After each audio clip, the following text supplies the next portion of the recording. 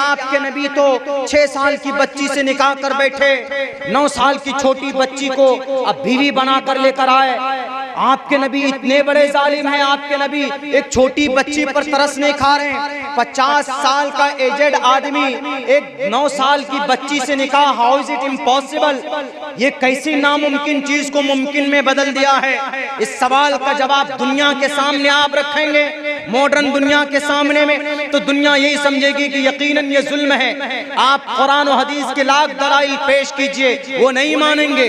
हमने कहा कि कुरान और हदीस तो है ही, वो तो मुसद्दक कलाम है, कुरान हमारा मुसद्दक है, अल्लाह के नबी की हदीस, कई हदीस के अंदर ये बात वाज़े तौर पर है कि हाँ, मोहम्मद रसूलुल्लाह ने 9 साल की उम्र में अम्मा आयशा सिद्दीक़ा रज़ी अल्लाह ताला अन्हा को अपनी बीवी बनाकर घर पर लेकर आए। इसमें कोई शक नहीं, इसमें हम कोई वो नहीं कह सकते कि नहीं इतनी उम्र नहीं थी, इतनी उम्र थी, उतनी ही उम्र थी। हाँ, एक कुछ लोगों ने ये बात कही है कि 12 या 13 या 14 साल की उम्र रही होगी। हमने सोचा कि बेहतर है कि वो गुरुजी की किताब देखें, उनके अंदर भी कहीं पर है कि नहीं। ताद्दुदे अज़वाज के ऊपर भी हमने देखा, यानी एक मर्द कई बीवी रख सकते हैं, उसके ऊपर भी हमने श्लोक ढूंढे और इस पर तो वाज़े तौर पर हमको मंत्र मिल गया। उसमें लिखा हुआ था त्रिशदशो दशवर्षा, त्रिशदशो दशवर्षा, 30 बरस का मर्द, 10 वर्षा, 10 साल की लड़की से जिसको हैज न आया हो उससे शादी कर सकता है। महाभारत का मंत्र है, देखिए, हिंदू भाइयों का पवित्र ग्रंथ है। त्रिशदशो दशवर्षा भार्गो विंदेन नग्निकाम, नग्निकाम सगाई को बोलते हैं, संस्कृत में शादी को बोलते हैं। 30 बरस का मर्द 10 साल की बच्ची से निकाह कर सकता है, शादी कर सकता।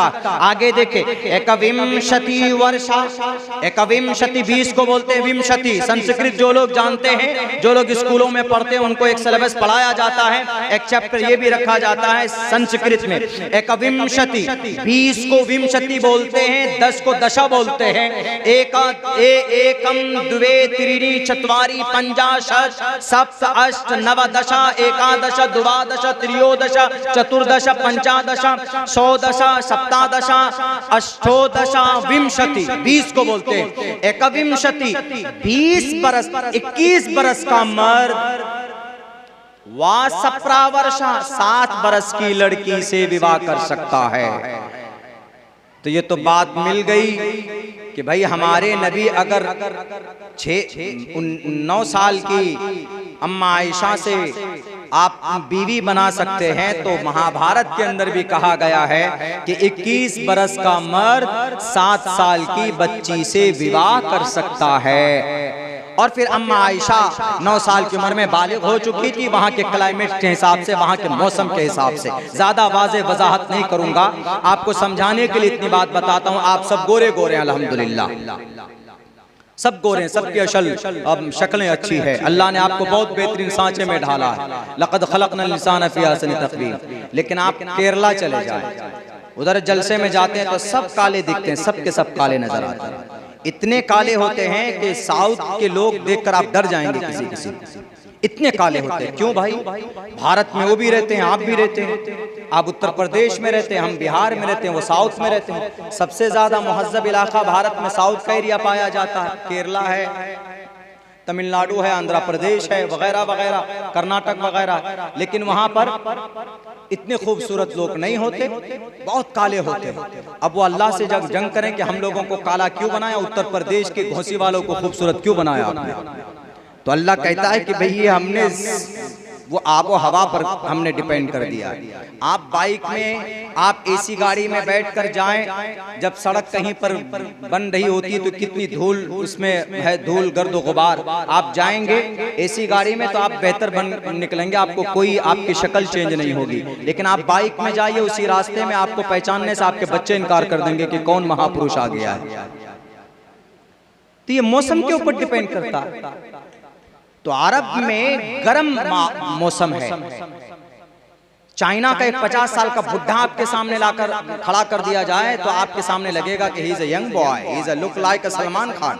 ये तो बहुत खूबसूरत, ये तो 16 साल का यंग आ गया।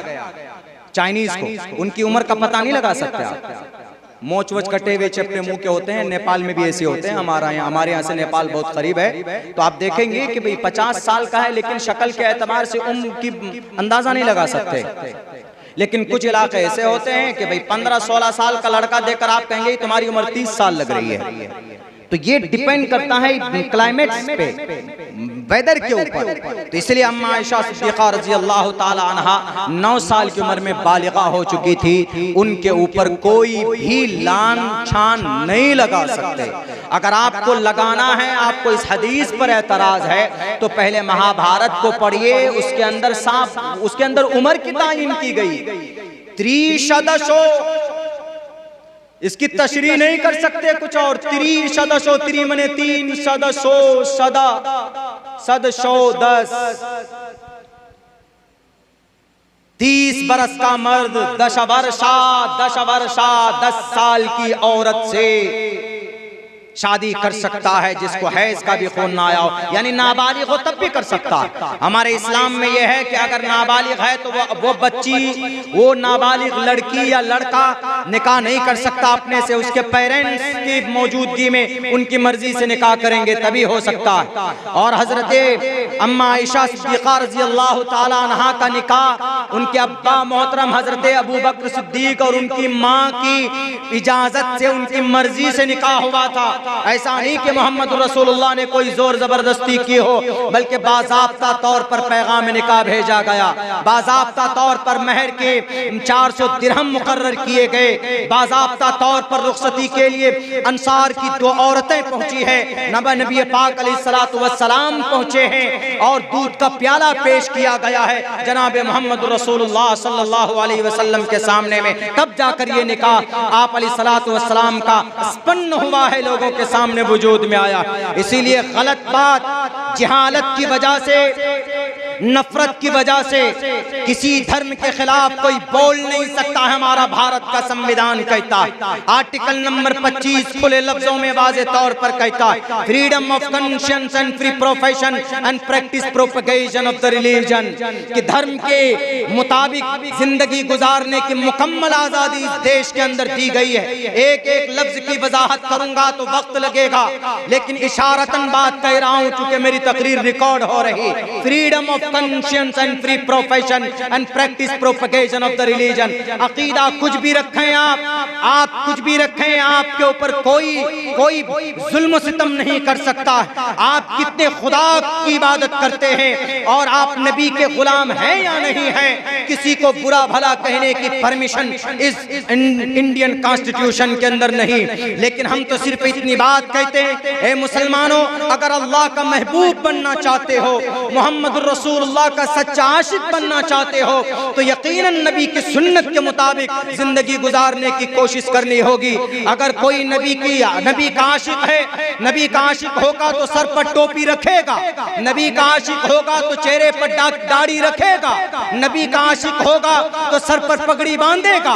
अगर किसी की सर पर टोपी है, अगर पगड़ी है, चेहरे पर दाढ़ी है, तो इसका यह मतलब नहीं है कि वो देश का विरोधी, वो इस भारत का नागरिक नहीं है। आप याद कीजिए, हम इस धरती से उतनी मोहब्बत करते हैं जितनी हमें अपनी जान से मोहब्बत है, क्योंकि हमारे नबी ने ये तरीका हमें बताया है।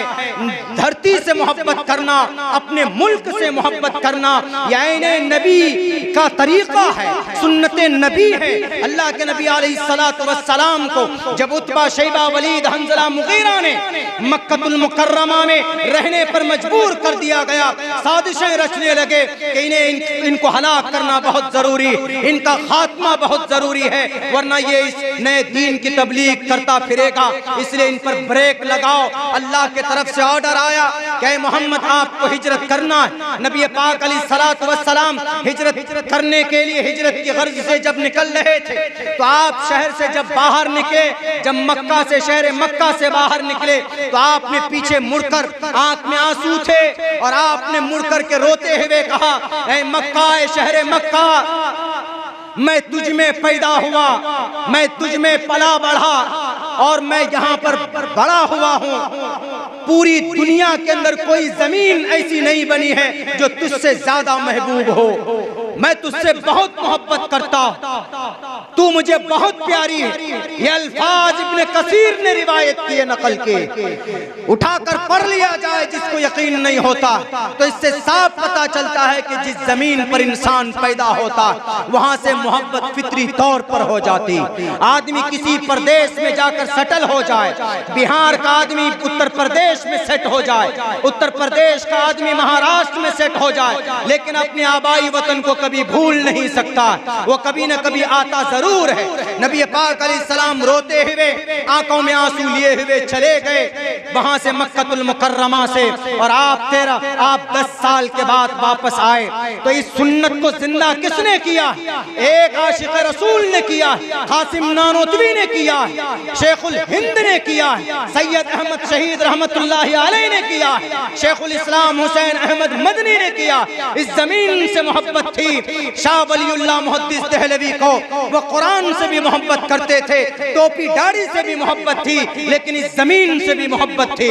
1806 के अंदर अगर जिहाद का फतवा किसी ने अंग्रेज के खिलाफ दिया इस जमीन को बचाने के लिए, तो उस जात अक़दस का नाम शाह अब्दुल अजीज मुहद्दिस देहलवी, जिनके सर पर टोपी भी थी, जिनके सर पर पगड़ी भी थी, जिनके शक्ल में दाढ़ी भी थी, जो एक मस्जिद के मिंबर का इमाम भी था, जो नमाज भी पढ़ता था, अजान भी देता था, और सुन्नत रसूलुल्लाह का दीवाना भी था, आशिक रसूल भी था। इसका ये मतलब नहीं है कि टोपी दाढ़ी वाला जो होगा वो देश का विरोधी होगा, वो देश के हित में नहीं होगा। गलत बात। अल्लाह के नबी की सुन्नत को इस देश के अंदर अगर इस सुन्नत को किसी ने जिंदा किया है तो हमारे अकाबिरीन हैं, हमारे उलमाए किराम हैं।